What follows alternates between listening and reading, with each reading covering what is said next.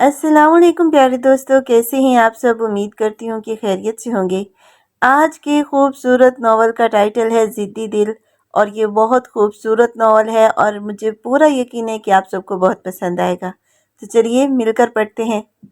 सुबह के तकरीबन 8 बज रहे थे। डाइनिंग टेबल पर नाश्ता सजा हुआ था और घर के तीनों अफराद एक पुरसुकून माहौल में बैठे हुए थे। चाय की हल्की सी खुशबू और हंसी मजाक ने पूरे कमरे को गर्मजोशी में भर रखा था। जरीन बेगम कभी अरहम शाह को देखती और कभी अपनी भांजी महक को, जिनके चेहरे पर आज गैर मामूली सी ताजगी थी। वो लम्हा भर को मुस्कुरा कर बोली, अच्छा है, कम अज कम तुम्हें घर की याद तो आने लगी। उनके लहजे में शिकायत कम और मोहब्बत ज्यादा थी। अरहम शाह ने हल्का सा मुस्कुराकर अपनी माँ की तरफ देखा, फिर बगैर कुछ कहे उनके हाथ से खुद पराठे की प्लेट लेकर दोबारा मेज पर रख दी। अम्मी इतना ड्रामा ना किया करें, मैं गया ही कब हूँ आपसे दूर। उसकी बात पर महक भी हल्के से हंस दी, जबकि जरीन बेगम ने मसनूई खफगी से उसे घूरा, मगर अगले ही लम्हे उनके चेहरे की सख्ती नरम पड़ गई। वो कुछ दिन के लिए अपने भाई की शादी के बाद अपने कुछ दोस्तों के साथ शुमाली इलाकों में घूमने फिरने के लिए चला गया था और नया शुदा जोड़ा भी हनीमून पर था, इसलिए घर में खामोशी थी। लेकिन जैसे ही उसकी नज़र अपनी प्लेट पर पड़ी वो कराह कर रह गया था। मम्मा क्या कर रही हैं, मेरा पेट भर गया है, बस और मुझे नहीं खाना। इस चिड़िया को खिलाएं जो खाती भी चिड़िया की खुराक जितना है। इस पर तवज्जो दें, मुझे तो डर है ये कहीं आंधी आने पर उड़ ना जाए। अरहम शाह ने अपनी माँ की तवज्जो हटाने के लिए करीब ही बैठी महक को बीच में घसीटा था, जिस पर वो उसकी बात सुनकर दांत कुचकुचाते हुए उसे देख रही थी।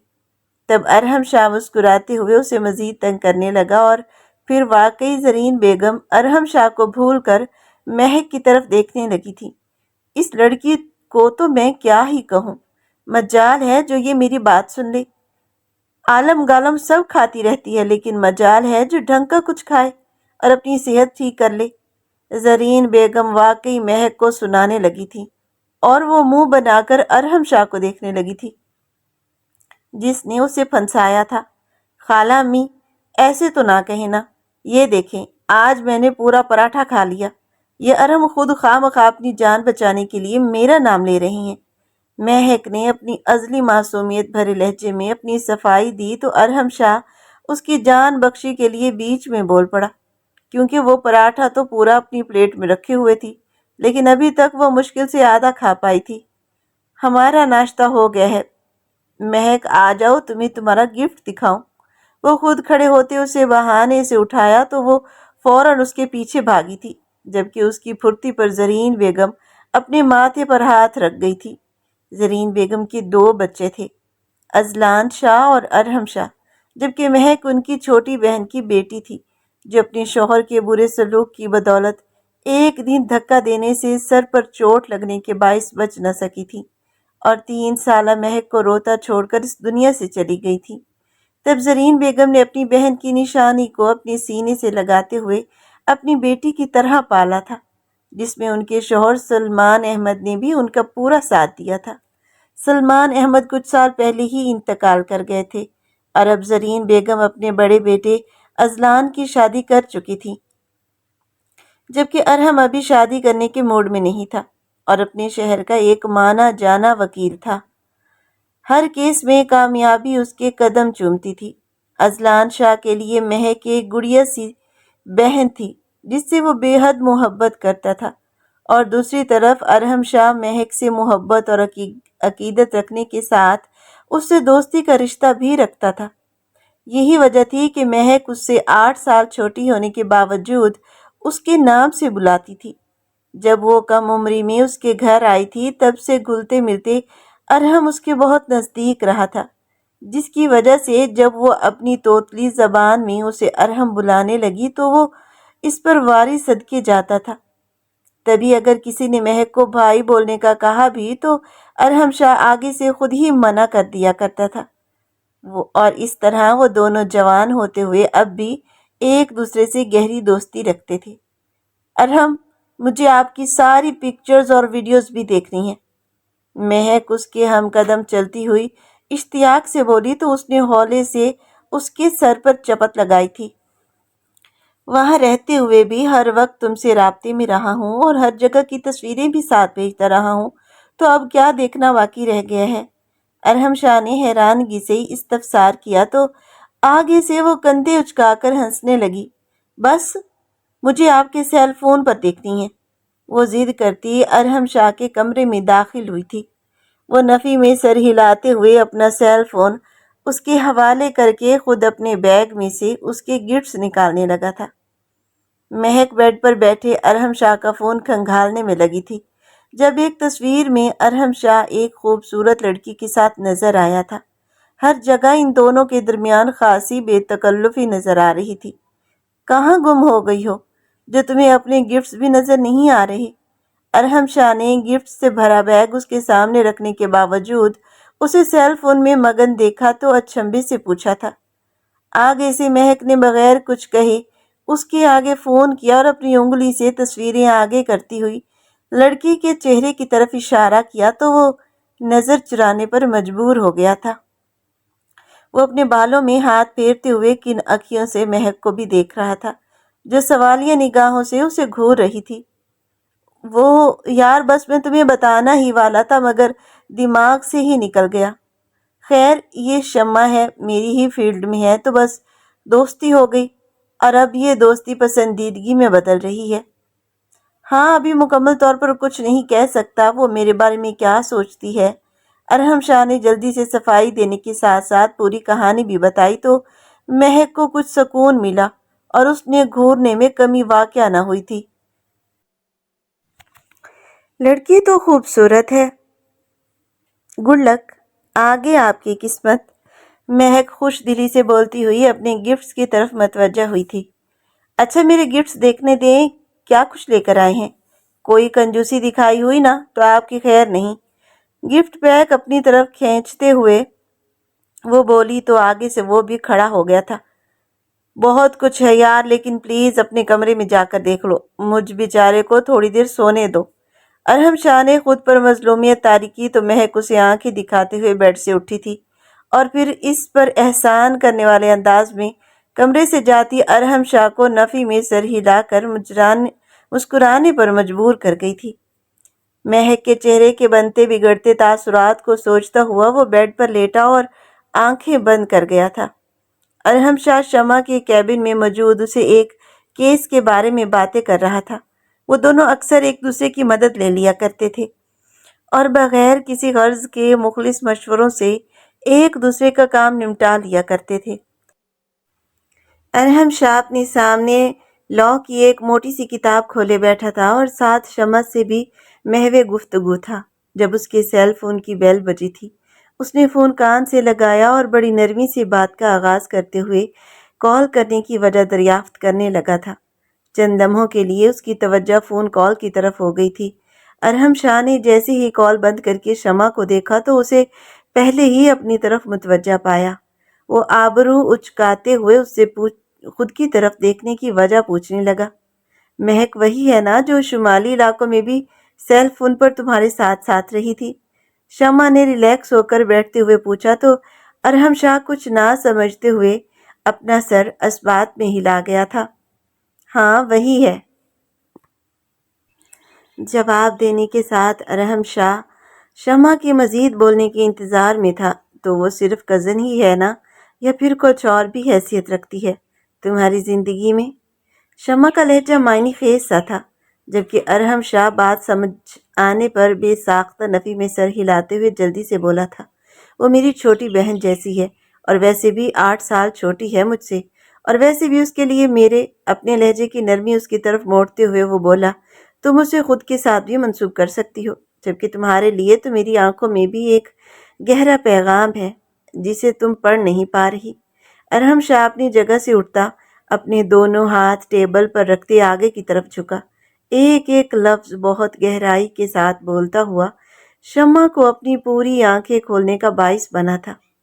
वो सुर्ख चेहरा लिए कुछ हैरानगी से अरहम शाह को देखते साकत सी बैठी थी। जब अरहम शाह धीमे से मुस्कुराते हुए सीधा खड़ा हुआ था, वो जानता था कि उसके अल्फाज से शमा को झटका लगना ही था, इसलिए वो घड़ी में वक्त देखता जल्दी से दरवाजे की तरफ बढ़ा था। لیکن پھر دروازہ کھول کر باہر نکلنے سے پہلے اچانک رکتے ہوئے پلٹا تھا۔ میں جا رہا ہوں تو اچھے سے میرے بارے میں سوچ بچار کر سکتی ہو۔ میں تمہارے جواب کا بے صبری سے انتظار کروں گا۔ وہ بولتے ساتھ ایک سٹائل سے اپنی آنکھ ونک کرتے ہوئے شمع کا دل زور سے دھڑکاتا کمرے سے نکلتا چلا گیا تھا، جبکہ اس کے جانے کے کافی دیر بعد بھی شمع کچھ گمسم سی بیٹھی رہی تھی۔ ارحم شاہ مہک کے کالج کے باہر موجود تھا کیونکہ آج اس کی گاڑی نہیں آئی تھی، اس لیے اس نے اسے کال کر کے بلایا تھا۔ جب ایک ضروری کال آ جانے پر وہ گاڑی سے باہر نکلتا کال سننے میں مصروف ہوا تھا، کیونکہ گاڑی میں سگنل کا مسئلہ ہو رہا تھا۔ وہ لاپرواہی سے اپنے بالوں میں ہاتھ چلاتا، دوسرے ہاتھ سے فون پکڑے گاڑی کے پاس ہی چکر لگاتا باتوں میں مصروف تھا جب مہک اپنی دوستوں کے ساتھ کالج گیٹ سے باہر نکلی۔ ارحم شاہ پر نظر پڑتے ہی مہک کی دوستیں حسب معمول اس پر فدا ہوئی تھی، تو ان کی اس حرکت پر مہک نے افسوس سے نفی میں سر ہلا دیا تھا۔ مہک یار، کیا پرسنالٹی ہے ان کی، تم کیسے خود کو ان کی سحر سے بچائے رکھتی ہو؟ وہ تمہارا کتنا خیال رکھتے ہیں، تم بھی ہر وقت ان کے نام کی مالا جپتی رہتی ہو۔ کہیں دال میں کچھ کالا تو نہیں؟ کچھ تو ہے جس کی ہم سے پردہ داری ہے۔ مہک کے گروپ میں شامل ان کی نئی دوست سائمہ نے آنکھیں مٹکاتے ہوئے مہک سے سوال کیا تو وہ بیچاری کچھ بوکھلا سی گئی تھی، چہرے پر ناگواری بھرے تاثرات آئے تھے۔ ایسا کچھ نہیں ہے، وہ میرے کزن ہیں اور بہت اچھے دوست ہیں، سمجھی تم؟ مہک کا لہجہ کچھ سخت ہو گیا تھا۔ وہ انگلی اٹھائے سائمہ کو وارڈ کر رہی تھی، جس کا اس پر متعلقہ اثر نہیں ہوا تھا۔ اس نے لاپرواہی سے سر جھٹکا۔ وہی نا کزن اور دوست ہے، بھائی تو نہیں نا؟ ویسے بھی بھائی کہنے سے کوئی بھائی نہیں بن جاتا۔ ویسے تمہیں برا ماننے کی ضرورت نہیں ہے، اگر تم ایک اچھے شوہر کے طور پر انہیں دیکھو گی تو بالکل پرفیکٹ پاؤ گی۔ آگے تمہاری مرضی، جانے اگلی زندگی میں کون انجان کیسا ہو جس سے تمہاری شادی کرو۔ جتنی تم دونوں کی دوستی ہے، اس دوستی کو نہ ہی تمہارا شوہر قبول کرے گا اور نہ ہی تمہارے کزن کی بیوی۔ سائمہ بہت سی سوچوں کے در مہک پر وار کرتی اسے ہکا بکا چھوڑ کر وہاں سے چلتی بنی تھی، جبکہ بت بنی مہک کو ارحم شاہ اپنی طرف بلانے لگا تھا۔ وہ کچھ ہوش میں اور کچھ گم سم سی چلتی گاڑی کی طرف چلی آئی تھی۔ کیا ہوا، طبیعت ٹھیک ہے؟ اتنی چپ چپ سی کیوں ہو؟ گاڑی میں بیٹھتی ہی ارحم شاہ کی فکر مندی بھری آواز مہک تک پہنچی تو وہ چونکتے ہوئے اس کی طرف دیکھنے لگی تھی، جیسے وہ اس کی آنکھوں، اس کے چہرے اور اس کے الفاظ سے کچھ کھوجنا چاہ رہی ہو۔ مہک، مہک، گڑیا کیا ہوا، کہاں گم ہو؟ اس کی خاموشی سے اپنی طرف متوجہ پا کر ارحم شاہ پریشانی سے گویا ہوا تھا۔ ارحم شاہ کے بار بار پکارنے پر مہک نے اپنا سر زور سے جھٹکا تھا۔ کہیں گم نہیں ہوں اور ٹھیک ہوں میں، آپ پریشان نہ ہوں، بس نیند پوری نہیں ہوئی تو سر درد کر رہا ہے۔ اور واقعی اپنا سر بھاری محسوس کر رہی تھی وہ، اس لیے سر پر ہاتھ رکھتی وہ تھکے ہوئے لہجے میں بولتی سیٹ سے اپنی پشت ٹکا گئی تھی۔ طبیعت زیادہ خراب ہے تو ہم ڈاکٹر کے پاس چلتے ہیں۔ گاڑی کی رفتار آہستہ کرتے ہوئے ارحم شاہ پوری طرح سے اس کی طرف متوجہ تھا، جب مہک نے ہاں یا نہ میں جواب دینے کے بجائے اس سے بالکل الٹ بات پوچھ کر اسے چونکا دیا تھا۔ ارحم، آپ شمع کی بھی بالکل اسی طرح فکر کرتے ہیں، اس کا خیال رکھتے ہیں؟ مہک نہ جانے کس احساس کے تحت یہ سوال کر گئی تھی، اور جب اسے اس بات کا اندازہ ہوا تو اپنا ہونٹ کاٹنے لگی۔ ارحم شاہ نے نہ سمجھی سے اس کی طرف دیکھا۔ کیا مطلب؟ میں سمجھا نہیں، تم یہ کیوں پوچھ رہی ہو؟ وہ سوالیہ انداز میں بولا تو مہک سے کوئی جواب نہ بن پڑا، اس لیے وہ نفی میں سر ہلانے لگی۔ بس ویسے ہی پوچھ لیا، میں گھر جا کر سوؤں گی تو بہتر ہو جاؤں گی۔ مہک نے آخری بات پر زور دیتے ہوئے کہا تو ارحم شاہ نے اس بار سر ہلا دیا تھا۔ گھر پہنچے تو اذلان شاہ اور اس کی بیوی ہنی مون سے واپس لوٹ چکے تھے، جنہیں دیکھتے ہی مہک سب کچھ بھول کر ان سے ملتی دوبارہ سے چہکنے لگی تھی۔ ارحم شاہ بھی ان سے مل کر واپسی کے لیے پلٹا تھا، لیکن جاتے جاتے مہک پر ایک بھرپور نظر ڈالی جو بالکل ٹھیک ٹھاک باتیں کرنے میں مصروف تھی، جس پر وہ اسے زیر لب پاگل کا خطاب دیتے ہوئے گھر سے باہر چلا گیا تھا۔ اسے واپس کورٹ پہنچنا تھا، لیکن مہک وقتی طور پر سب بھول گئی تھی، کیونکہ جیسے ہی وہ رات کو سونے کے لیے لیٹی، ایک بار پھر اس کے کانوں میں سائمہ کی باتیں گردش کرنے لگی تھی۔ اس کی باتیں سوچتے سوچتے وہ خود کو اور ارحم شاہ کو ایک ساتھ سوچتی بہت دور نکل گئی تھی، اور پھر آہستہ آہستہ اسے یہ خیال اچھا لگنے لگا تھا، ارحم اور میں، ہم دونوں ایک ساتھ۔ وہ خود سے سرگوشی کرتی، خود ہی شرماتے ہوئے تکیے میں منہ چھپا کر سونے کی کوشش کرنے لگی تھی، لیکن یہ ایک الگ قسم کا احساس تھا، اور یہ احساس اور جذبہ اسے سونے نہیں دے رہا تھا۔ وہ اس وقت بھول گئی تھی کہ ارحم شاہ کی زندگی میں شمع آ چکی ہے۔ وہ حقیقت سے نظریں چرائے بس اپنے ہی نئے خواب میں کھوئی ہوئی تھی، مگر وہ نہیں جانتی تھی کہ وہ اس نئی ڈگر پر چلتی کس قدر خوار ہونے والی ہے۔ کچھ دن بعد ارحم شاہ کی سالگرہ تھی، جس کے لیے وہ پہلے ہی گفٹ لے چکی تھی، اور اس کا ہمیشہ کی طرح رات 12 بجے ہی ارحم شاہ کو سالگرہ وش کرنے کا ارادہ تھا۔ وہ آج پہلی مرتبہ کچھ زیادہ ہی پرجوش ہو رہی تھی، اور دل بھی دھڑکے جا رہا تھا، اور تو اور اس نے رات 12 بجے ہلکی پھلکی تیاری بھی کر لی تھی۔ بالوں کو کھلا چھوڑے، چہرے پر کریم اور لبوں پر ہلکے گلابی رنگ کا لپ گلوز لگائے، وہ اتنے میں ہی چاند کی طرح چمک رہی تھی۔ وہ بار بار خود کو آئینے میں دیکھتی، ارحم شاہ کا گفٹ ہاتھوں میں لیے کمرے سے نکلی تھی۔ جب اس نے ارحم شاہ کے کمرے کے دروازے پر ہولے سے دستک دی تو کچھ ہی دیر بعد حیران ہوئی تھی، کیونکہ وہ تو اس وقت ہمیشہ سویا ہوا ہوتا تھا، بلکہ آج تو سیل فون بھی اس کے کان سے لگا ہوا تھا۔ اس وقت وہ کس سے بات کر رہا تھا؟ مہک نے بے اختیار سوچا، اور ایک نام پر اس کا دل رک سا گیا تھا۔ وہ ناگواری اور ناخوشگواری ایسی تھی کہ اس کا دل دھڑکا گئی، اور اس کا موڈ سخت خراب کر گئی۔ مہک کو دیکھتے ہی ارحم شاہ مسکراتے چہرے کے ساتھ اسے اندر آنے کا اشارہ کرتا، فوراً فون پر الوداعی کلمات کہتا فون رکھتے پوری طرح سے اس کی طرف متوجہ ہوا تھا۔ اس وقت کس سے بات کر رہے تھے؟ وہ اپنے ہاتھ میں پکڑا گفٹ بھولتی اپنے شک دور کرنے کے لیے بولی تھی، لیکن ارحم شاہ کا جواب اس کے شک پر تصدیق کی مہر لگا چکا تھا۔ میں شمع سے بات کر رہا تھا، وہ میری برتھ ڈے وش کر رہی تھی، جبکہ گفٹ وہ مجھے 8 دن پہلے ہی دے گئی تھی، کیونکہ وہ کل کہیں جانے والی ہے۔ ارحم شاہ بولتے ساتھ ڈریسنگ ٹیبل کی جانب بڑھا تھا۔ وہاں شمع کا دیا ہوا پرفیوم پڑا تھا، اور رات کے اس پہر بھی وہ اس کا خود پر چھڑکاؤ کر رہا تھا۔ یہ دیکھو، مجھے میرا پسندیدہ پرفیوم دیا ہے اس نے، اچھی خوشبو ہے نا؟ ارحم شاہ اس کے دل کے ٹکڑے کرتا اس کی رائے بھی لے گیا تھا۔ وہ اس وقت شمع نامی لڑکی کے لیے دل میں شدید نفرت محسوس کر رہی تھی، جو آہستہ آہستہ اس کی جگہ لے رہی تھی۔ مہک کی آنکھوں میں جلن کے مارے سرخی جھلکی تھی۔ بہت اچھی ہے، میں آپ کو برتھ ڈے وش کرنے آئی تھی۔ ہیپی برتھ ڈے، اور یہ آپ کا گفٹ۔ مہک مصنوعی سی مسکراہٹ کے ساتھ اپنا گفٹ بے دلی سے اس کی طرف بڑھا گئی تھی، جسے ارحم شاہ نے اسی وقت کھولنا شروع کر دیا تھا۔ گفٹ پیک سے نکلنے والی چیز بھی ایک پرفیوم تھا۔ وہ آج پہلی بار اسے پرفیوم دے رہی تھی۔ نائس، اس کی بھی خوشبو اچھی ہے۔ ارحم شاہ نے اس وقت ذرا سا سپرے کرتے ہوئے اسے سراہا تو مہک کو اپنا مسکرانا دنیا کا مشکل ترین کام لگنے لگا تھا، کیونکہ وہ شاید جانتی تھی کہ اس کے دیے پرفیوم کی ارحم شاہ کے نزدیک کیا اوقات ہونے والی ہے۔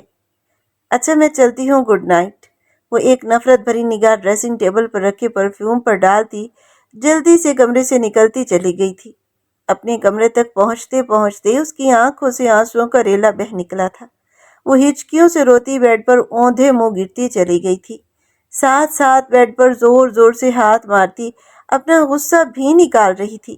اس کے دل میں یہ سارے جذبات ابھارنے والی اس کی دوست سائمہ تھی، جس نے انجانے میں یہ سب کرتے اسے نہ جانے کیا تسکین دی تھی۔ مہک معصوم اور سادہ دل کی مالک تھی۔ یہ نفرت اور محبت کا جذبہ بیک وقت اپنے دل میں محسوس کرتے وہ از حد تکلیف کا شکار رہنے لگی تھی۔ تب اس نے اپنی خالہ امی کے سامنے اپنے دل میں زور پکڑتی ارحم شاہ کی محبت کو عیاں کر دیا تھا۔ وہ زاروں قطار روتی ان سے ارحم شاہ کو مانگنے لگی تھی، خالہ امی آپ ارحم شاہ کو میرا بنا دیں گی نا؟ آپ نے ہمیشہ میری ہر خواہش پوری کی ہے تو یہ بھی کریں نا، نہیں تو خالہ امی میں مر جاؤں گی۔ وہ زرین بیگم کے سامنے ہاتھ جوڑتی گڑ گڑانے لگی تو زرین بیگم ششت رہ گئیں۔ وہ بس اسے دیکھتی رہ گئی تھی۔ ان پر تو حیرت کا شدید حملہ ہوا تھا۔ اس سے پہلے کہ وہ اسے سنبھالتی، ان کے کمرے کے باہر کھڑا ارحم شاہ خود ہی مہک کی ساری باتیں سن چکا تھا۔ غصے سے بھرا وہ اندر داخل ہوا اور جارحانہ انداز میں مہک کی کلائی پکڑتے اسے اپنے سامنے کرتے زوردار تھپڑ مار چکا تھا، جس سے وہ دوبارہ زرین بیگم کے پاس بیڈ پر جا گری تھی۔ ارحم شاہ زرین بیگم چلائی تھی، لیکن وہ جیسے کان بند کر چکا تھا۔ تمہیں ہمیشہ میں نے اپنی بہن سمجھا اور تم اپنی دماغ میں یہ خناس بھرتی رہی ہو۔ افسوس ہو رہا ہے مجھے تمہاری گھٹیا سوچ پر، جانتے ہوئے بھی کہ میں کسی اور سے محبت کرتا ہوں۔ کم از کم ہمارے درمیان عمر کی فرق کا ہی لحاظ کر لیتی۔ ارحم شاہ غصے سے اسے جھنجھوڑ رہا تھا۔ اس کا بس نہیں چل رہا تھا کہ وہ آگے بڑھتے ہوئے مہک کا ایک بار پھر سے دماغ ٹھکانے لگا دے، جبکہ مہک کے چہرے پر کوئی شرمندگی نہیں تھی۔ وہ بڑی بہادری سے اس کے مقابل کھڑی ہوئی تھی، تو زرین بیگم بھی بوکھلا کر جلدی سے کھڑی ہو گئی تھی۔ اچھا ہے، آپ نے خود ہی سب سن لیا اور مجھے اس پر کوئی افسوس نہیں، اور بہن کہنے سے کوئی بہن بھائی نہیں بن جاتے۔ مجھے آپ سے محبت ہے اور یہی سچ ہے۔ اس کی دیدہ دلیری پر دنگ ہوتا ارحم شاہ ایک بار پھر سرخ چہرے کے ساتھ اپنا ہاتھ بلند کرتا آگے بڑھا تو مہک ڈرتے ہوئے چہرہ اپنے بازوؤں میں چھپا گئی تھی۔ ساتھ ہی زرین بیگم نے اسے اپنے ساتھ لگاتے ہوئے ارحم شاہ کی طرف غصے سے دیکھا تھا۔ ارحم شاہ، تم پاگل ہو گئے ہو کیا؟ جاؤ یہاں سے، وہ زور سے بولی تھی۔ جا رہا ہوں، آپ اسے اپنی زبان میں سمجھا دیجیے گا کہ یہ خناس اپنے دماغ سے نکال دے۔ وہ قہر برساتی نظروں سے باور کرواتا کمرے سے چلا گیا تھا۔ اس صورتحال میں زرین بیگم کو سمجھ نہیں آ رہی تھی کہ وہ مہک کو کیا بول کر تسلی دے، جبکہ چہرے پر گہری تفکر کی لکیریں تھیں اور وہ اسے چپ کروا رہی تھی۔ اگلے دن ارحم شاہ اپنی عدالت جانے کے لیے تیار ہونے لگا تو ڈریسنگ ٹیبل پر شمع کا دیا ہوا پرفیوم نہ پا کر وہ شدید طیش میں مبتلا اپنے کمرے سے نکلا تھا۔ اس کا رخ مہک کے کمرے کی جانب تھا۔ وہ جانتا تھا کہ پرفیوم غائب کرنے کی حرکت اسی کی لازمن ہوگی۔ کہاں ہے وہ پرفیوم؟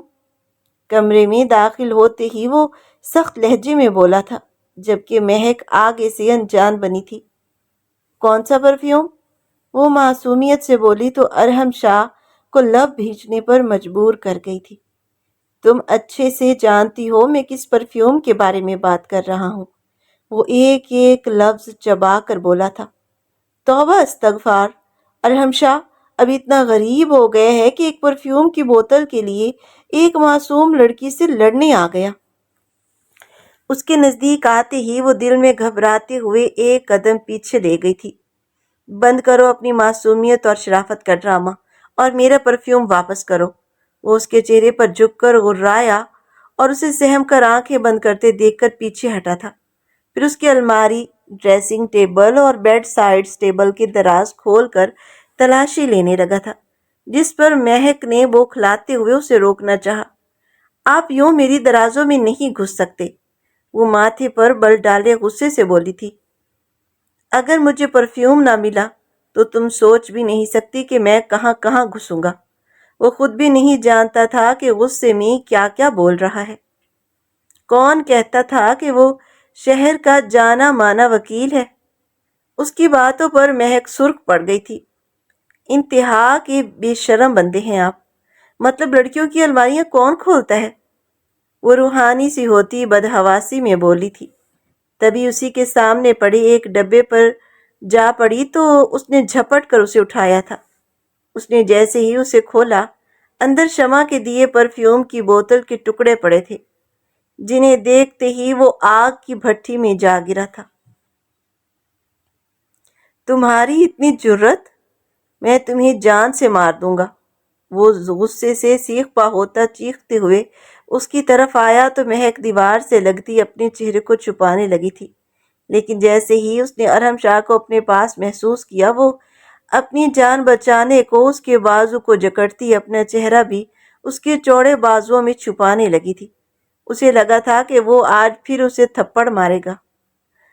Sorry sorry Arham.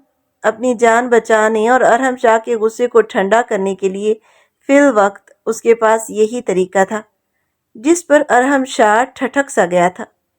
वो खामोशी से दांत पर दांत जमाए एक नज़र महक के झुके सर पर डालकर फिर एक झटके से अपना बाजू छुड़ाते हुए कमरे से निकल गया था। तो महक ने गहरी सांसें भरते हुए खुद को पुरसुकून किया था। वो बेशक अरहम शाह से मोहब्बत करने लगी थी, लेकिन उसके ज़रा से गुस्से से उसकी जान निकलती थी, क्योंकि वो कभी ऐसे रवैयों की आदी नहीं थी। महक कॉलेज में साइमा के सामने बैठी थी, सारी सूरत हाल बताते हुए रो दी थी। साइमा, अरहम शाह शमा के प्यार में पागल हो चुके हैं। मैं ऐसा क्या करूं कि वो शमा को भूल जाए? मेरा दिल करता है इस लड़की को जान से मार दूं। महक ने मुठियां भींचते हुए गुस्से से कहा था। तो मार दो, और मैं बताती हूँ कि उसे कैसे मारना है। किसी को तुम पर शक भी नहीं होगा। साइमा बोलते हुए उसके मजीद पास आती आहिस्ता आहिस्ता सरगोशी में कुछ बोलने लगी थी, और महक, जो पहले उसकी मारने वाली बात पर डर गई थी, अब उसकी बातें सुनते हुए कुछ पुरसुकून होती असबात में सर हिलाने लगी थी। आज छुट्टी के बाद सीधा घर जाने के बजाय वो साइमा के साथ उसकी बताई गई जगह पर आ चुकी थी। वो मुसलसल घबरा रही थी, लेकिन साइमा उसका हाथ थामे उसे आगे लिए बढ़ रही थी। मगर जैसे ही वो दोनों वहां से निकली, महक नहीं जानती थी कि वो अरहम शाह की नजरों में आ चुकी है। वो कभी उसे और कभी बेयकीनी से पीछे खड़े मकान को घूर रहा था। उसे वहीं रोककर कुछ पूछने की बजाय घर तक उसका पीछा किया था, और जैसे ही वो घर में दाखिल हुई, अरहम शाह पहले से ही उसके इंतजार में मौजूद था। कहाँ से आ रही हो इस वक्त? वो सख्त लहजे में बोला तो उसके मुकाबिल आते ही महक अपने कॉलेज बैग पर गिरफ्त मजबूत करती एक कदम पीछे हुई थी। कॉलेज से? वो नजरें झुकाए बोली तो अरहम शाह की आवाज़ बुलंद हुई। झूठ नहीं, सच बोलो, कहाँ से आ रही हो? शायद आप जान गए हैं कि मैं कहाँ से आ रही हूँ, तो इस तरह तफ्तीश का मकसद? मेरे रास्ते से हटे। महक ने अब की बार जवाब दिया तो अरहम शाह का पारा आसमान पर जा पहुंचा था। उसने अजीब कैफियत में मुब्तला होती महक से उसका बैग छीन लिया था। ये क्या हरकत है? महक झटपटाई थी। उसकी आवाज़ों पर जरीन बेगम और उनकी बड़ी बहू रामीन भी वहां चली आई थी। अरहम शाह इर्द गिर्द का होश खो बैठा था। वो महक का बैग टिटोलने लगा था, और फिर कुछ तह लगे छोटे छोटे कागजों पर नजर पड़ते ही उन्हें मुट्ठी में भींचता अपनी माँ के सामने कर गया था। मम्मा, ये देख लें इसकी हरकतें। ये आज ना जाने क्या करने के लिए पीर बाबा के दरबार जा पहुंची थी। महक को घूरते हुए वो जरीन बेगम से मुखातिब हुआ तो वो भी महक को और कभी अरहम शाह के हाथ में मौजूद तावीज़ों को देखकर हैरान हो रही थी। महक, ये तावीज़ किस लिए है बेटा? जरीन बेगम उसके पास आती पूछने लगी थी। यहाँ वो आंसू बहाने लगी थी, क्योंकि ये मोहब्बत से हर तरह से रुस्वा करने लगी थी कि ये सुकून और खुशी तो जैसे खो सी गई थी, और उन्हें हासिल करने के लिए खालामी, मैं चाहती हूँ कि इनकी ज़िंदगी में मौजूद लड़की निकल जाए और ये मेरे हो जाए। आज वो बेबसी की तस्वीर बनी बोली थी। वो उस वक्त एक दीवानी मालूम हो रही थी। तुम्हें क्या लगता है, तुम्हारे इन हथकंडों में मैं शमा को भूल जाऊंगा या उसे छोड़ दूंगा? तो सुनो, मैं बहुत जल्द उससे शादी करने वाला हूँ। अरहम शाह अपना फैसला सुनाता अपने कमरे की तरफ बढ़ा तो जरीन बेगम अश्कबार आंखों के साथ महक के लिए आगे बढ़ी थी। महक, ये क्या बचपना है बेटा, ऐसा नहीं करती। کیونکہ تم دونوں کی وجہ سے مجھے بہت تکلیف ہوتی ہے۔ میری بھی تم دونوں کو ایک ساتھ دیکھنے کی خواہش تھی، لیکن جب ارحم راضی نہیں تو کیا کر سکتے ہیں؟ میں تمہیں زبردستی اس کی زندگی میں شامل کر کے تم دونوں کی زندگی اجیرن نہیں بنا سکتی۔ زرین بیگم اسے خود سے لگائے سمجھانے لگی تھی تو وہ ہچکیوں سے رو پڑی تھی۔ پھر رامین بھی ایک بڑی بہن کی طرح اسے دلاسا دینے لگی تھی۔ مہک بمشکل خود پر قابو پاتے انہیں سنبھلنے کا عندیہ دیتی انہیں مسکرانے پر مجبور کر گئی تھی۔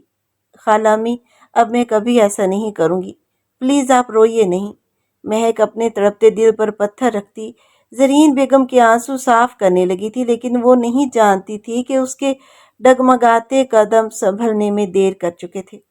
ارحم شاہ اپنی تیاری کر کے دفتر سے کچھ پہلے ہی وکالت کے دفتر پہنچ چکا تھا، کیونکہ وہ آج شمع سے شادی کے حوالے سے کھل کر بات کرنے والا تھا۔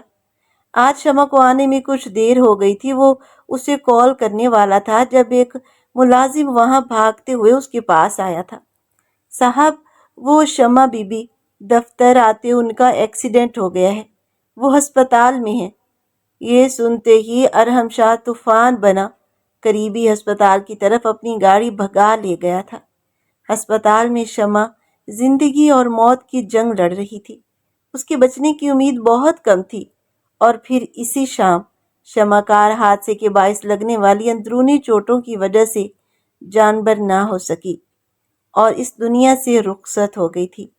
شمع کی موت پر ارحم شاہ کے سارے خواب چکنا چور ہو گئے تھے، جن کے ٹکڑے اس کی آنکھوں اور دل میں چبھنے لگے تھے۔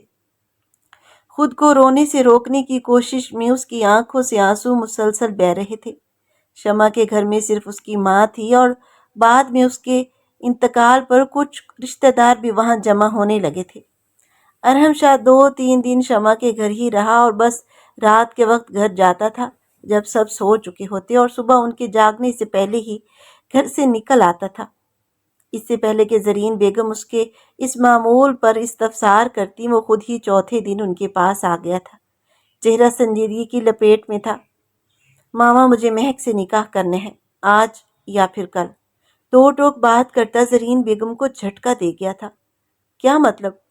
کیا تم سچ کہہ رہے ہو؟ انہیں جیسے اپنی سماعت پر یقین نہیں آ رہا تھا۔ بالکل سچ کہہ رہا ہوں ماما، اور پلیز آگے کوئی اگر مگر نہیں۔ آپ کی بھی تو اسی میں خوشی ہے نا، تو میں اب راضی ہوں۔ وہ نظریں جھکائے بولتا زرین بیگم کو خوشی سے ہمکنار کر گیا تھا، مگر سب کچھ سادگی سے ہو، کیونکہ میں نہیں چاہتا کہ مہک مزید بے وقوفیوں پر اترے۔ وہ کچھ توقف کے بعد بولا اور ان کے مزید سوالوں سے بچنے کے لیے کمرے سے نکلتا چلا گیا تھا، اور کمرے سے باہر آتے ہی اس کے چہرے پر اتنی کرختگی کے آثار تھے کہ کوئی دیکھتا تو ایک لمحے کو ڈر سا جاتا۔ پھر ارحم شاہ کی خواہش پر سب کچھ جلدی جلدی ہوتا چلا گیا۔ نکاح سادگی سے کر دیا گیا، حالانکہ زرین بیگم دھوم دھام سے کرنے کا ارادہ رکھتی تھی۔ وہیں مہک، جو ارحم شاہ سے بات کرنے کی کوشش میں تھی، اسے یوں اپنے ساتھ نکاح کے لیے حامی بھرتے دیکھ کر جیسے پھر سے جی اٹھی تھی۔ وہ اپنی خوش کن سوچوں میں مگن ارحم شاہ سے نکاح کرتی اس کے کمرے میں رخصت ہو کر آ گئی تھی، کیونکہ ارحم شاہ کی یہی خواہش تھی کہ مہک کو بھلا کیا اعتراض ہونا تھا، لیکن دل میں خدشات بھی لگے ہوئے تھے کہ آخر شمع کو کیا ہوا تھا جو ارحم شاہ اتنی آسانی سے اس سے شادی کر چکا تھا۔ دل میں مختلف سوالات تھے جنہیں دبائے وہ دلہن بنی ارحم شاہ کے کمرے میں اس کے بیڈ پر بیٹھی دھڑکتے دل کے ساتھ اس کا انتظار کر رہی تھی۔ جیسے ہی وہ کمرے میں داخل ہوا، مہک کا دل رک رک کر دھڑکنے لگا۔ دل و دماغ میں نہ جانے کیوں وسوسے پیدا ہونے لگے تھے، وہ چاہتے ہوئے بھی انہیں جھٹک نہ سکی۔ پھر ارحم شاہ نے اس کے قریب آتے ہوئے درشتی سے اس کا بازو پکڑتے اسے بیڈ سے نیچے اتارا، اور وہ حیران رہ گئی تھی۔ بازو میں موجود کانچ کی چوڑیاں اس کے بازو میں چبھتی چلی گئی تھی، جس کی تکلیف سے وہ کرہا اٹھی تھی۔ تم نے سوچا صبر کر کے میرا انتظار کر رہی ہو؟ یہ تمہاری بھول ہے کہ میں نے یہ نکاح کسی اچھے مقصد کے لیے کیا ہے، بلکہ میں نے تم سے بدلہ لینا ہے، اپنی محبت کے خاتمے کا بدلہ، میری محبت کو نظر لگانے کا بدلہ۔ ارحم شاہ ایک ہاتھ سے اس کی کلائی اور دوسرے ہاتھ سے اس کا چہرہ پکڑے ہوئے تھا۔ مہک اس کی پرتشدد گرفت میں تکلیف سے سسکتے ہوئے خود کو آزاد کروانے کے لیے مزاحمت کرنے لگی تھی۔ ارحم، مہک نے اپنے چہرے پر موجود اس کا ہاتھ ہٹانا چاہا۔ جب ارحم شاہ اونچی آواز میں غرایا تو اسے لگا کہ اس کے کانوں کے پردے پھٹ جائیں گے۔ خبردار، خبردار، جو میرا نام لیا تو منہ توڑ دوں گا تمہارا۔ میں تمہیں خود پر کوئی حق نہیں دیتا کیونکہ تم قاتل ہو۔ تم نے میری محبت شمع کو مار دیا اور اب ہر روز میں تمہیں پل پل ماروں گا، اتنی اذیت دوں گا کہ تم خود اپنے مرنے کی دعا کرو گی۔ میں تمہاری محبت ہوں نا، تو اب تو مجھے پا کر بھی خالی ہاتھ رہ جاؤ گی۔ ارحم شاہ چیختے ہوئے کسی اچھوت کی طرح اسے زمین پر دھکا دے چکا تھا، اور وہ جو اس کے منہ سے اپنے لیے قاتل کے الفاظ اور شمع کی موت کا الزام سن کر سناٹے میں کھڑی تھی، دھڑام کی آواز سے منہ کے بل گری تو اس کا لباس اور پہنے ہوئے زیورات بری طرح اسے زخمی کرتے چلے گئے تھے۔ وہ خوف اور تکلیف کا شکار ہوتی بمشکل اپنے ہاتھوں کے سہارے ذرا سی اوپر ہوئی، ایک دھندلی نظر اپنے پیچھے کھڑے ارحم شاہ پر ڈالتے ہوئے سہم سی گئی اور اس سے دور ہونے لگی تھی۔ اسے دیکھتے لگ رہا تھا کہ وہ آج اسے جان سے مار ڈالے گا۔ نہیں، میں نے نہیں مارا، کسی کو بھی نہیں مارا، وہ بولتے ہوئے سسک رہی تھی اور پیچھے دیوار میں سمٹنے کی کوشش کرنے لگی تھی۔ جب ارحم شاہ اس کے پاس پنجوں کے بل بیٹھا تو وہ چیختے ہوئے اپنا چہرہ اپنے بازوؤں میں چھپانے لگی تھی۔ وہاں پہلے ہی جگہ جگہ خراشیں پڑ چکی تھیں اور ان سے خون رس رہا تھا۔ ہاں، تم تو اتنی جلدی ڈر گئی، ابھی تو شروعات ہے۔ ارحم شاہ اس وقت مہک کے لیے مخصوص نرمی بھول چکا تھا، بلکہ شاید وہ آج درندگی پر اتر آیا تھا۔ وہ زبردستی اس کا چہرہ اوپر کرتا وحشت سے اسے دیکھتے ہوئے اس کا پہنا ہوا زیور نوچ نوچ کر اتارنے لگا تھا۔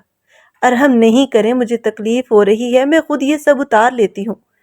وہ درد اور صدمے سے بلکتی اس کے ہاتھوں سے اپنا چہرہ دور کرنے لگی، لیکن وہ جیسے بہرا ہو چکا تھا۔ اس کا رونا، بلکنا اور التجا کرنا کچھ اثر نہیں کر رہا تھا۔ نہیں، میں ہی کروں گا۔ آج جس طریقے سے تمہارے وجود سے یہ آرائش اجاڑ دوں گا تو تمہیں سمجھ آئے گی کہ تمہارا ایسی چیزوں پر کوئی حق نہیں۔ پھر کبھی غلطی سے بھی ان کے نزدیک نہیں جاؤ گی، کیونکہ تمہیں میں بھی ایک دن سفید جوڑا پہنانے کا ارادہ رکھتا ہوں، جس طرح میری محبت سفید کفن لپیٹے قبر میں جا سوئی ہے۔ تمہیں جیتے جی مار دوں گا میں۔ ارحم شاہ آج انسانیت کے درجے سے گر رہا تھا، اسے کوئی ہوش نہیں تھا۔ جب ارحم شاہ مہک کے پاس سے اٹھا تو اس کی کلائیاں، گردن، کان، ناک اور پیشانی زخموں سے چور ہو چکی تھی۔ مہک ان زخموں کی تاب نہ لا پا رہی تھی، اس پر بے ہوشی کی کیفیت طاری ہونے لگی تھی جب ارحم شاہ سفید لباس اس پر پھینکتے ہوئے اسے جھٹکے سے کھڑا کرتا واش روم کی طرف گھسیٹ کر لے گیا اور اندر دھکیل کر دروازہ بند کر چکا تھا۔ دروازہ بند ہوتے ہی مہک زمین پر گرنے کے انداز میں بیٹھی، ایسی شدت سے روئی جیسے واقعی کوئی مر گیا ہو۔ شاید وہ اندر سے مر ہی گئی تھی، اب تو صرف اس کی لاش باقی تھی جس پر وہ سفید لباس چڑھا دیا گیا تھا۔ واش روم سے نکلنے کے بعد وہ ساری رات وہیں واش روم کے دروازے کے پاس دیوار کے ساتھ ٹیک لگائے بیٹھی رہی تھی۔ جب ارحم شاہ بیڈ پر اوندھے منہ لیٹا شاید سو چکا تھا، وہ اپنی سسکیاں اپنے اندر ہی دباتی رہی تھی تاکہ وہ دوبارہ اس کے نزدیک نہ جائے، لیکن نہ جانے رات کے کس پہر بیٹھے بیٹھے ہی اس کی آنکھ لگ گئی تھی۔ ارحم شاہ صبح اٹھنے پر ایک نحوست بھری نظر اس پر ڈالتا خود دفتر کے لیے تیار ہوتا کمرے سے نکل گیا تھا۔ مہک نیند کی پکی تھی جس کی وجہ سے اس کی آنکھ نہیں کھل سکی۔ ارحم شاہ خود ناشتہ کرتا اور مہک کے نیند میں ہونے کا کہہ کر گھر سے جا چکا تھا، لیکن جب دوپہر ہونے پر بھی مہک کمرے سے باہر نہ آئی تو زرین بیگم کی نظر اس پر پڑی تو اس کی منہ سے چیخ نکل گئی تھی۔ مہک اس کے نزدیک بیٹھی تھی اور وہ جو بخار میں جل رہی تھی، بڑی مشکل سے آنکھیں کھولتے ہوئے ان کی طرف دیکھنے لگی تھی۔ خالہ امی، وہ شمع مر گئی، ارحم کہہ رہے تھے کہ وہ مجھے بھی مار دیں گے، میں بھی مر جاؤں گی خالہ امی۔ اس کی زبان سے ٹوٹ کر الفاظ ادا ہو رہے تھے۔ میں قاتل ہوں، میں نے شمع کو مار دیا۔ وہ اپنے ہاتھوں کو دیکھ کر بڑبڑائی تھی، جیسے اسے سچ مچ اپنے ہاتھوں پر شمع کا خون نظر آ رہا ہو۔ وہ ہر لمحہ دہراتی چلی گئی تھی، یہاں تک کہ اچانک بے ہوش ہو کر ایک طرف کو لڑک گئی تھی، جس پر زرین بیگم نے اسے سنبھالتے ہوئے رامین کو اونچی آواز میں پکارنا شروع کر دیا تھا۔ رات جب ارحم شاہ گھر آیا تو مہک زرین بیگم کے کمرے میں آرام کر رہی تھی۔ ارحم شاہ گہری سانس بھرتا اپنی ماں کی باتیں سننے کے لیے خود کو تیار کرتا اندر آیا۔ زرین بیگم سے دوبارہ مہک کے ساتھ ایسا سلوک نہ کرنے کا وعدہ کرتے ہوئے وہ اسے اٹھا کر اپنے کمرے میں لے آیا تھا، مگر کمرے میں آتے ہی اسے بیڈ پر لٹانے کی بجائے وہ صفاقی سے اسے سیدھا کھڑا کر گیا تھا، جس پر وہ لڑکھڑاتے ہوئے آنکھیں کھولنے کی کوشش کرنے لگی تھی۔ سامنے ارحم شاہ کو دیکھتے ہی اس کی آنکھیں خود بخود کھلتی چلی گئی تھی۔ نہیں، نہیں مارنا، میں نے کچھ نہیں کیا، میں نے شمع کو نہیں مارا۔ وہ ارحم شاہ کو دیکھتے ہی خوف سے کانپنے لگی تھی۔ تم نے ہی مارا ہے اپنی تعویذوں سے، اور یہ بات تم خود اپنی زبان سے کہہ چکی ہو۔ اب تمہارے انکار سے حقیقت بدل نہیں جائے گی، تم قاتل ہو، مان لو یہ بات۔ وہ سرد لہجے میں بولو تو وہ کچھ دیر اس کا چہرہ تکنے کے بعد بولی تھی، میں قاتل ہوں؟ ہاں، میں قاتل ہوں۔ وہ جیسے ارحم شاہ کی بات پر یقین کر گئی تھی۔ اس نے اس کے بکھرے بالوں پر ہاتھ رکھ کر اسے جھنجھوڑتے ہوئے اپنے قریب کیا۔ اور ایک بات، اگر ہمارے درمیان کی کوئی بات کسی اور کو بتائی یا کسی اور تک پہنچی تو تمہارا ایسا حال کروں گا کہ زندگی بھر یاد رکھو گی۔ وہ اسے سختی سے باور کرواتا ایک جھٹکے سے چھوڑ گیا تھا تو وہ آج بھی زمین پر گر گئی تھی۔ نہیں، نہیں بتاؤں گی، نہیں بتاؤں گی۔ وہ ارحم شاہ سے پوری طرح خوف زدہ ہو چکی تھی، اس لیے بغیر کچھ کہے اس کی بات مان گئی تھی۔ اس کے بعد ارحم شاہ نے مہک پر ہاتھ نہیں اٹھایا تھا، لیکن اس کے ذہن پر اس قدر حاوی ہو گیا تھا کہ اسے ذہنی مریض بنا رہا تھا۔ اس کے خوف سے وہ زرین بیگم کے سامنے ڈٹ جایا کرتی تھی، جو اسے سجنے سنورنے اور تیار رہنے کو کہتی تھی۔ وہ رامین کو دیکھتی تو اسے حسد ہوتا۔ وہ سہاگن ہوتے ہوئے بھی بے وجہ سی زندگی گزارنے پر مجبور ہوتی چلی گئی تھی۔ اس نے کمرے سے نکلنا ہی چھوڑ دیا تھا۔ اس کی حالت دیکھتے ہوئے زرین بیگم نے اسے دوبارہ کالج جانے پر اصرار کرنا شروع کر دیا، جس پر وہ حامی بھر گئی تھی۔ آج مہک اپنے کالج کے یونیفارم پہنے ڈریسنگ ٹیبل کے سامنے آئی تو ارحم شاہ اسے دیکھتے ہی چونک گیا۔ کہاں جا رہی ہو تم؟ وہ کرخت لہجے میں گویا ہوا تو مہک کا پورا وجود کانپ گیا۔ وہ کالج، خالہ امی کہہ رہی تھی کہ میں، وہ زبان پر لڑکھڑانے لگی تھی جب ارحم شاہ ایک قدم اس کے قریب آیا تو وہ اچانک چپ ہو گئی۔ تم کہیں نہیں جا رہی۔ کبھی قاتلوں کو بھی قید سے نکلتے دیکھا ہے تم نے؟ ہاں؟ خبردار جو گھر سے ایک قدم بھی نکالا تو ٹانگیں توڑ دوں گا تمہاری، اور ویسے بھی کیا پتا اب کی بار تو مجھے چھوڑ کر پھر اس پیر بابا کے پاس جا پہنچو۔ وہ اس کا بازو دبوچتے ہوئے اپنی طرف کھینچتا ہے تو مہک آنکھیں بند کر لیتی ہے۔ ارحم شاہ نے بغور اس کے چہرے کو دیکھا۔ ویسے خوبصورتی میں تمہارا کوئی جواب نہیں، لیکن کیا فائدہ جب کوئی تمہارے ساتھ تمہیں سراہنے والا ہی نہیں۔ اسی لمحے اس کے فون کی گھنٹی بجی تو وہ ایک لمحے کو رکا۔ مہک نے فوراً آنکھیں کھولی اور اسے دیکھا۔ اور ہاں، اگر میرا نام آیا تو تم جانتی ہو نا مجھے، وہ طنزیہ مسکراتا ہوا بولا۔ مہک نے جلدی سے آنکھوں میں آنسو بھر کر اس بات میں سر ہلایا۔ وہ اسے چھوڑ کر اپنی تیاری مکمل کرتا چلا گیا۔ زرین بیگم کے استفسار پر مہک نے کچھ دنوں بعد کالج جانے کی بات ٹال دی اور گہری سانس لے کر وہیں رک گئی۔ زرین بیگم مہک کو دیکھ کر پریشان ہو جاتی تھی۔ مہک، تمہارے اور ارحم کے بیچ سب ٹھیک ہے نا؟ وہ تفکر میں ڈوبی ہوئی پوچھنے لگی تو مہک بری طرح چونکی۔ جی ہاں، جی سب ٹھیک ہے۔ وہ میرا موبائل کمرے میں ہے، کہیں ارحم کال نہ کر رہے ہیں۔ وہ فوراً بہانہ بنا کر وہاں سے اٹھ گئی، حالانکہ اس کے پاس فون تھا ہی نہیں، کیونکہ وہ کچھ دن پہلے ہی ارحم نے اپنے قبضے میں لے لیا تھا۔ سب ڈائننگ روم میں موجود تھے جب رامین اذلان شاہ کے ساتھ شاپنگ کر کے گھر آئی۔ مہک کچن میں کھانا بنا رہی تھی۔ زرین بیگم اس کی مدد کے لیے جانا چاہتی تھیں، لیکن ارحم شاہ نے انہیں بہانے سے اپنے پاس روک لیا۔ مہک دیکھو، میں تمہارے لیے بھی سوٹ لائی ہوں۔ رامین نے اسے آواز لگاتے ہوئے اپنے پاس بلایا۔ وہ سرخ رنگ کا سوٹ دیکھتے ہی سفید پڑ گئی تھی۔ اچھا ہے، بہت اچھا ہے۔ اس نے کانپتے ہاتھوں سے سوٹ پکڑا، لیکن ارحم شاہ کی زہر اگلتی نظریں خود پر محسوس ہوئیں تو سوٹ اس کے ہاتھ سے چھوٹ کر نیچے گر گیا۔ میں کچن میں کھانا دیکھ لوں۔ وہ جلدی سے سوٹ ٹیبل پر رکھ کر وہاں سے ہٹ گئی۔ بھابھی خواہ مخواہ لے آئی ہیں، یہ کہاں پہنے گی؟ پتہ نہیں کیوں ضد پر اڑی رہتی ہے۔ کئی بار بننے سننے کا کہا اور اب تو کالج جانے کو بھی راضی نہیں۔ ارحم شاہ سب کی طرف دیکھ کر ایسے بول رہا تھا جیسے وہ واقعی مہک کی وجہ سے پریشان ہو، حالانکہ یہ سب اس کا ہی مقصد تھا۔ زرین بیگم کو بھی مہک ہی غلط لگنے لگی تھی۔ مہک، یہ سوٹ اٹھا کر کمرے میں لے جاؤ، اور خبردار اگر تم مجھے ہلکے یا سفید رنگوں میں نظر آئی تو میرا بیٹا ابھی زندہ ہے، سمجھی تم؟ رات کے کھانے کے بعد زرین بیگم سختی سے بولی تو مہک کی جان سولی پر لٹک گئی، اور پھر جیسے ہی وہ کمرے میں پہنچی وہاں کا منظر دیکھ کر وہ ٹھٹک گئی۔ ارحم شاہ لاشعوری انداز میں مسکرا رہا تھا۔ تمہیں تو پہلے ہی بتا دیا تھا، سفید کے علاوہ کوئی رنگ نہیں۔ وہ دھمکی دیتا ہوا واش روم میں بند ہو گیا۔ مہک بے جان قدموں سے چلتی الماری تک آئی، وہ سوٹ سب سے آخری کونے میں رکھتے ہوئے حسرت سے اسے دیکھتی رہی، پھر الماری بند کر کے اپنی آنکھوں کی نمی اندر ہی اتارنے لگی۔ ارحم شاہ اور مہک کے رشتے کو 6 ماہ گزر چکے تھے۔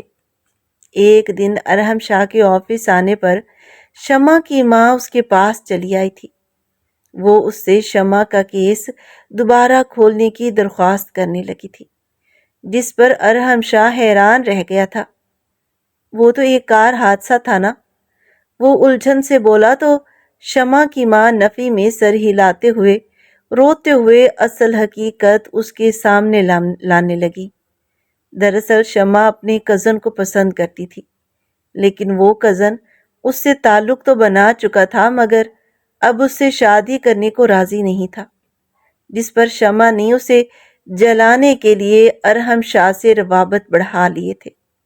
شمع اور اس کے کزن کے درمیان لڑائی جھگڑے بڑھنے لگے تو اس کے کزن نے اسے جان چھڑانے کے لیے اس کی گاڑی کے بریک فیل کر دیے تھے، لیکن اتفاق سے اس دن شمع کا کار حادثہ ایسے ہوا کہ سب کو ایک عام حادثہ لگا۔ یہ ساری باتیں سنتے ہوئے شمع کی ماں روتی رہی، اور وہ دوسری طرف ارحم شاہ ساکت بیٹھا رہ گیا۔ بیٹا، اس کی ماں نے اسے چپ دیکھتے ہوئے کہا تو وہ ایک دم چونکا اور بغیر کچھ کہے وہاں سے بھاگتے قدموں سے آفس سے نکل گیا۔ گھر پہنچنے تک ارحم شاہ کو اپنی ہر زیادتی، ہر ظلم مہک پر ڈھایا ہوا یاد آ رہا تھا۔ وہ دھواں چہرے اور دھڑکتے دل کے ساتھ گھر پہنچا۔ ارحم شاہ سیدھا کمرے میں آیا تو مہک گمسم سی بیڈ پر بیٹھی اپنے ہاتھوں کو دیکھ رہی تھی۔ وہ آج بھی سفید لباس میں تھی۔ ارحم شاہ نے اس کی زندگی اجیرن کرنے میں کوئی کسر نہیں چھوڑی تھی۔ اسے گھر میں سب سے الگ کر دیا گیا تھا۔ زرین بیگم اور رامین کا رویہ بھی اس کے ساتھ اب پہلے جیسا نہیں رہا تھا۔ وہ چھوٹی چھوٹی باتوں پر جھگڑنے لگی تھی۔ ارحم شاہ بڑی مشکل سے ایک ایک قدم اٹھاتا ہوا گھٹنوں کے بل اس کے قریب آ کر بیٹھ گیا۔ مہک چونک کر اسے دیکھنے لگی۔ اس کا چہرہ جذبات سے خالی تھا، جیسے وہ زندہ لاش بن چکی ہو۔ ارحم شاہ نے اس کی آنکھوں میں دیکھا تو وہاں کوئی جذبہ نہیں تھا، وہ اندر سے ٹوٹ گیا تھا۔ پلیز، آئی ایم سوری مہک، پلیز مجھے معاف کر دو۔ وہ اس کے سامنے ہاتھ جوڑے بیٹھا، مگر شاید بہت دیر ہو چکی تھی۔ مہک نے اسے پہلی بار معافی مانگنے پر ہی ایک سرد بے جان انداز میں معاف کر دیا تھا۔ ارحم شاہ خوش ہونے کی بجائے مزید ٹوٹ کر اسے دیکھتا رہ گیا۔ اس نے عزم کیا کہ وہ مہک کو دوبارہ پہلے جیسا بنائے گا۔ وہ سب گھر والوں سے بھی معافی مانگ چکا تھا، جس پر سب شرمندہ تھے۔ انہوں نے دوبارہ اسے اپنائیت دینے کی کوشش کی، مگر مہک ہر کسی سے دل پھیر چکی تھی۔ رات ارحم شاہ اسے اپنے ساتھ بیڈ پر لایا تو وہ خاموشی سے اس کے قریب تھی۔ اس کے لمس پر بھی کوئی رد عمل نہیں تھا، وہ صرف سفید چہرے کے ساتھ اسے دیکھ رہی تھی۔ یہ مشینی سا انداز دیکھ کر ارحم شاہ خود اپنے جذبات پر قابو پاتا پیچھے ہٹ گیا۔ اس نے مہک کو کالج بھیجنا شروع کیا، مگر ایک ہفتے بعد پرنسپل کی کال آئی کہ وہ بالکل خاموش رہتی ہے۔ نہ پڑھائی میں دلچسپی ہے، نہ دوستوں سے بات کرتی ہے، اور ایک بار اپنی ایک دوست کے قریب آنے پر اسے مارنے پر تل گئی تھی۔ مہک کی وہ دوست سائمہ تھی جس نے اسے محبت کے نام پر تباہ کر دیا تھا۔ ارحم شاہ روز اس سے معافی مانگتا، مگر مہک کی خاموشی اسے مزید شرمندگی میں ڈبو دیتی تھی۔ آخر کار وہ اسے ایک سائیکیٹرسٹ کے پاس لے گیا، مگر ایک ماہ میں بھی کوئی خاص فرق نہ پڑا۔ ایک دن وہ اس کے سامنے پھٹ پڑا۔ آخر تم سب کچھ بھول کیوں نہیں جاتی؟ کیسے معافی مانگوں میں تم سے؟ کیسے معاف کرو گی تم؟ مجھے بتاؤ، میں کیا کروں کہ تم مجھ سے راضی ہو جاؤ؟ میں سب کچھ کر لوں گا، وہ بے بسی سے چیخا، مگر مہک کے چہرے پر وہی خالی مسکراہٹ تھی۔ ارحم شاہ دل گرفتہ ہو کر گھر سے نکل گیا۔ گاڑی چلاتے ہوئے وہ اپنی چند ماہ کی زندگی سوچتا رہا۔ ذہنی انتشار میں رفتار تیز کرتا گیا، یہاں تک کہ گاڑی بے قابو ہو کر سامنے موجود درخت سے جا ٹکرائی۔ ہوش سے بیگانہ ہونے سے پہلے اس کے سامنے مہک کا چہرہ آ گیا تھا، جس کا دکھ اس کی روح تک اتر چکا تھا۔ ارحم شاہ کی یہ غلطی اسے 24 گھنٹے بدسکونی میں مبتلا کیے رکھتی تھی۔ مہک جو ارحم شاہ سے اپنی محبت کو بھول کر خود پر سختی کا عہد کیے ہوئے تھی، اس کے ایکسیڈنٹ کی خبر سنتے ہی چیخ چیخ کر رو پڑی تھی۔ دل میں اسے کھونے کا خوف شدت سے جاگا تھا۔ وہ اسے کھونے کے خیال سے ہی تڑپتی ہوئی ہسپتال پہنچ گئی تھی، اور اب زاروں قطار روتی ہوئی اس کے ہاتھ پر اپنا ہاتھ رکھے بیٹھی تھی۔ جب ارحم شاہ کو آہستہ آہستہ ہوش آیا اور اس نے مہک کو اس طرح اپنے پاس دیکھا تو درد کے باوجود اس نے مسکرانے کی کوشش کی۔ مجھے پتا ہوتا کہ تم مجھے اس طرح معاف کر دو گی تو میں کب کا اپنا ایکسیڈنٹ کروا چکا ہوتا۔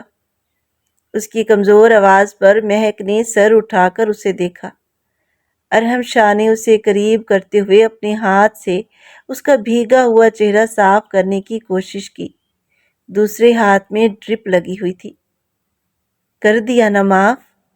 وہ ہچکچاتے ہوئے پوچھنے لگا تو مہک ایک بار پھر بلک بلک کر روتی ہوئی اس کے کندھے پر سر رکھ کر رو دی۔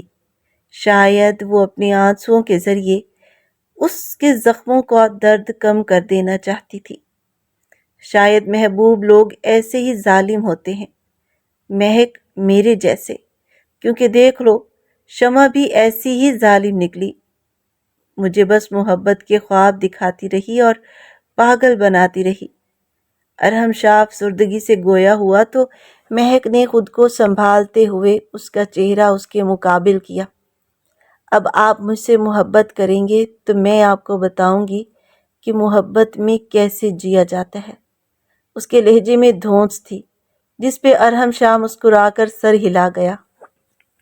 ہاں، میں تم سے محبت کروں گا، بلکہ میں تم سے محبت کرتا ہوں، بس کبھی سمجھ ہی نہیں سکا۔ وہ اعتراف کرتے ہوئے اسے اپنے قریب جھکانے لگا تو مہک شرم سے سرخ ہو کر جلدی سے پیچھے ہوئی۔ ابھی زیادہ باتیں نہیں، مجھے ٹھیک ہو لینے دو، پھر اپنی خیر منانا۔ وہ اسے معنی خیزی سے دھمکا کر شرمانے پر مجبور کر گئی۔ ارحم شاہ چہرے پر ہلکی سی مسکراہٹ لیے اسے دیکھتا رہا اور پھر دوبارہ نیند میں چلا گیا۔ مہک نے گہرا سانس لیا، کچھ سکون محسوس کرتے ہوئے دیوار سے ٹیک لگا لی۔ اس کی نظریں اب بھی ارحم شاہ پر تھیں۔ وہ جان چکی تھی کہ محبت صرف جیتنے کا نام نہیں، بلکہ کبھی کبھی ایک قدم پیچھے ہٹنا بھی ضروری ہوتا ہے، تاکہ زندگی دوبارہ سانس لے سکے۔